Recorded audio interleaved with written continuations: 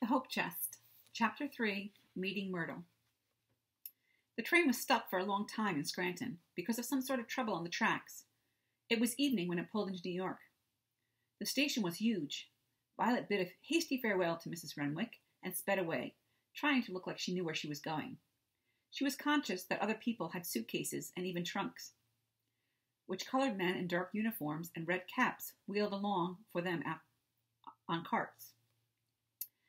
She had nothing at all but her letters from Chloe and 67 cents pinned in a handkerchief inside her blouse. The train station went on and on, its stone floors and high vaulted ceilings echoing with voices of hundreds of people. Now what? It was hard to think straight with all this noise. New York was somehow much louder than Violet had imagined. Violet looked over her shoulder to see if Mrs. Renwick was still watching her, but Mrs. Renwick was gone. Violet was glad, but also scared. She needed to ask directions, and she did not know how. A policeman with a blue uniform stood beside an iron pillar, swinging his stick. Speaking to adults was a dangerous business. One wrong word could get you sent to your room without dinner. How did you address a police officer? Girls weren't supposed to say, "Sir." That was for boys, and the wrong sort of people. You should call men Mr. something. But she didn't know the police officer's name, and speaking without being spoken to was always wrong. Violet took a deep breath. If she didn't break any of these rules, she was going to be stuck in this train station forever. "Excuse me, sir, can you tell me the way out of the train station?" The policeman leaned down and peered at her as if she was very small. "The exit's at the top of the stairs, little girl. Where's your mama?" My sister is waiting for me," Violet said hastily. "Uh-huh." The policeman looked suspicious. "Well, why don't you just stand right here with me, and we'll wait for your sister together." Violet couldn't think what to do. If she ran away, the policeman might chase after her. She stood beside him, thinking fast. How was she going to get away, so she could find Henry Street and Chloe? "What does your sister look like?" the policeman asked. "She's tall and—" "Oh, there she is!" Violet took off running, calling over her shoulder. "Thank you, sir!" Violet hadn't seen Chloe, of course, but it fooled the policeman. She ran up the stone staircase and squeezed into the brass and glass revolving door next to a young woman in a green hat, topped with tall, upright ruffle, starched like a crown. She smiled at the woman adoringly, in case the policeman was still watching her. With a thumping swish, the revolving door bumped Violet out into the sidewalk. It was much darker out than she had expected. It was evening of a long August day, but the street was a cannon between high granite and iron skyscrapers, and the sun didn't reach the bottom. Motor cars, streetcars, and horse-drawn wagons rumbled by, guiding the electric or kerosene lamps mounted on the front.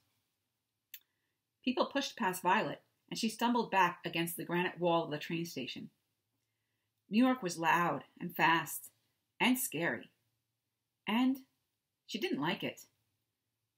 "Hey," a boy with knee breeches pushed her. "This is my section. Shove off." He picked up an armload of newspapers and threw himself into the crowd, shouting, "Extra! Extra! Red Army advances on Warsaw. Poland sues for peace." The crowd tossed the boy around like a kernel of popcorn in a shaking pan, until he popped back out. He bumped up against the wall and shook his fist at Violet. "I said get lost! Go find your own sidewalk!" He shoved Violet again, and she stumbled out into the moving crowd. Terrified, Violet struggled to stay upright. The crowd caught her and carried her along. She didn't know where she was going. She wanted to ask if anybody knew the way to Henry Street, but nobody even looked at her. Once she was knocked off the sidewalk into the street, and there was a squeal of brakes and a blast of long, curled brass car horn. Violet scrambled hastily up onto the sidewalk and tried to stay closer to the walls. She felt like Dorothy caught up in a cyclone, or Alice falling down the rabbit hole. Sometimes the crowd crossed streets. She could tell because the sidewalks beneath her beneath her feet turned to asphalt road, and then back to sidewalk again. Violet could see nothing but the shoulders of men's coats and women's dresses, and here and there a face or someone her own age. Unlike her, they seemed able to weave expertly through the people, going whichever way they wanted. After what seemed like hours, Violet found herself free of the crowd. It was dark now, almost dark. It was hard to tell because the massive iron bulk of the elevated railway covered the sidewalk and part of the street like a roof, and the electric signs over the shop windows turned everything an eerie orange. New York was huger than Violet had imagined. She had no idea how she was going to find Chloe. She was beginning to wish that she had never left Susquehanna. The sounds of ragtime music jingled from some of the shops, and men in loose-fitting suits and straw boater hats lounged around the doorways. From one shop, with a sign out front said, "Barbizon wigs, best quality," Violet heard a woman singing along with a Nickelodeon tinnily playing a song that had been popular a few months ago. How you gonna keep 'em down on the farm after they've seen Paris? How you gonna keep 'em from disappearing, jazzing around and painting the town? How you gonna keep 'em away from harm? That's a mystery. As Violet passed the group of men lounging in front of the candy store, one of them reached out and grabbed her arm. "Hey, baby, come on in and dance with me. Let's shake a leg." "Let go of me!" Violet kicked him in his shins. She thought he smelled strongly of liquor. But that couldn't be. Alcohol had been illegal in the United States ever since the Volstead Act took effect in January. The stupid man just laughed, but one of the others shoved him and said, "Geez it, Stan. That ain't no broad. That's just a kid." Stan let go. Frightened and disgusted, Violet hurried away. After that, she stayed well away from the doorways. Skirting inside the L's giant iron legs, she kept walking. Fast. She didn't know where she was going, but she didn't like where she was. The train thundered overhead, making the iron frame of the L creak and the sidewalk under Violet's feet tremble. There was an enormous crashing roar, as if the L were collapsing. Coal smoke filled her lungs and made her eyes smart. Violet stumbled blindly until to see, but desperate to get out from under the crumbling elevated. Panicking, she stumbled into the street and slipped on something. She skidded, flailing her arms, trying to stay balanced, but she hit the pavement with a smack that rattled her teeth. It took her a moment to catch her breath, enough to smell what she had slipped on. Horse dung. A hand grabbed her arm. "Hey, are you trying to get run over or what?" Violet was ready to give up on New York. She had a confused idea that the easiest way to do that was to just stay where she was. Getting up was painful. She climbed gingerly out onto the curb. Someone was brushing vigorously at the back of her skirt. "Now your dress is all dirty." Violet turned to see who had pulled her out of the gutter. It was a black girl. Colored, Violet corrected herself. Nice people said colored. The girl only came up to Violet's shoulder, but she was dressed in a maid's uniform. A blue and white striped old-fashioned dress that came almost to her ankles, a white apron that tied behind with a big bow, and a quaint white mob cap that looked like it belonged 2 centuries in the past. One small braid had worked its way free from the cap. A badge on her dress said Girls Training Institute. "Are you all right?" said the girl, who was still brushing off Violet. "Yes, I'm all right. But the L just collapsed. Was anybody hurt?" Violet looked around fearfully, expecting to see wreckage and smoke. The girl glanced over Violet's shoulder. "The L wasn't collapsing. It was just going by," she said, sounding amused. Violet turned and saw, to her embarrassment, the dark outline of the L track behind her, apparently intact. "You must not be from around here," said the girl, looking at Violet critically. "Where are you trying to get to?"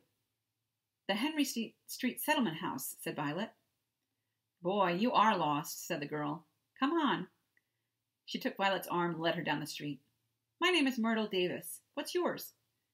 Violet had never been introduced to a colored person before, let alone introduced herself. She decided to say the same thing she had said to Mrs. Renwick. I'm Miss Violet Mayhew of Susquehanna, Pennsylvania. Susquehanna, Pennsylvania? No wonder you're lost, said Myrtle.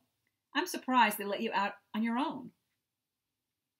You're out on your own, Violet pointed out, irritated. Myrtle looked a lot younger than Violet. But I know my way around, said Myrtle. And I'm city-born. I grew up in Washington, D.C. Grew up, Violet thought? Was an exaggeration. The girl couldn't be older than 8. What are you doing in New York, then? I was sent here to attend the Girls' Training Institute, Myrtle said, the last 3 words on a high nasal sing-song that communicated quite clearly that she loathed the place. We cross here. Stop. Myrtle grabbed the square collar of Violet's blouse, just as a steam-powered automobile zoomed down the street. What are they training you for? Violet asked. Nothing, said Myrtle with a shrug, sidestepping a mound of horse manure. I try not to spend too much time there, to tell the truth. Well, but is it a school? Said Violet, getting irritated again. Or what? It's supposed to be a school, Myrtle shrugged again. It trains colored girls to be maids.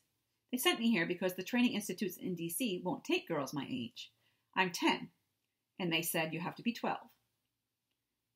Who sent you? Said Violet, thinking that Myrtle barely looked 8, let alone 10. But she'd heard all her life that colored people were different, so maybe they grew differently. Your parents? My parents are dead, said Myrtle. The ladies at church sent me. Oh. It was getting dark. They turned into a narrow street with wagons parked all along the sides of it.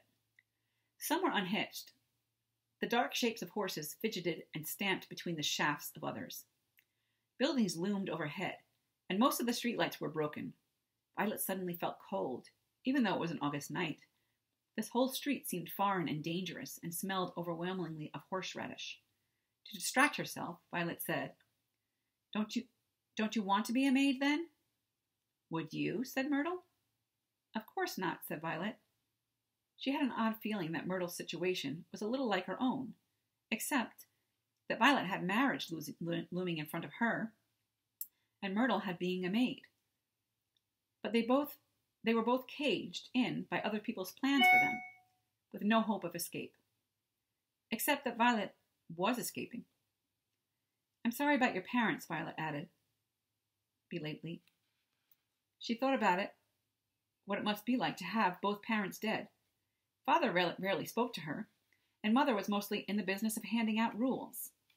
They were never warm or friendly like parents she'd read about in books. But still, not having them would make the world a very strange place, like a house without a roof. Thank you, said Myrtle with dignity. A sharp pickles and onions smell cut through the horseradish and manure, and Violet realized how hungry she was. She looked around for the source. There! Violet saw a pushcart with 2 huge wooden wagon wheels topped by a big canvas umbrella. A kerosene lantern hanging from the umbrella pole shed just enough light for Violet to make out the words painted on the side. Hot dogs, lemonade. The warm light from the lantern made the street seem less scary. Let's get a hot dog, Myrtle, Violet said. I don't have any money, Myrtle said. That's okay, I do. Violet turned to the hot dog seller, a man in a long white apron and plaid cloth cap. How much are they, please? 5 cents each, the man said. He had a foreign accent. 5 cents for lemonade. You gotta drink it here, though, because I only got this 1 glass.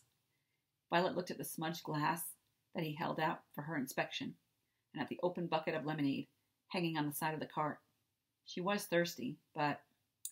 2 hot dogs, please, she said. The man took a sharp iron knife and split 2 buns, then delicately plucked 2 red, spicy-smelling sausages out of the cart with his fingers. He slathered them with mustard and ketchup, and forked sauerkraut and fried onions on top of them. There you go, miss. Don't drop them. Violet had always been taught that the very lowliest of the wrong sort of people ate on the street, and Myrtle had apparently been taught the same thing. They walked for a minute in silence, breathing the delicious smells of onions. Violet's stomach growled. In here, Myrtle said. They stepped into a narrow alley crisscrossed with clotheslines overhead and gobbled down the hot dogs out of public view. Violet thought nothing had ever tasted better.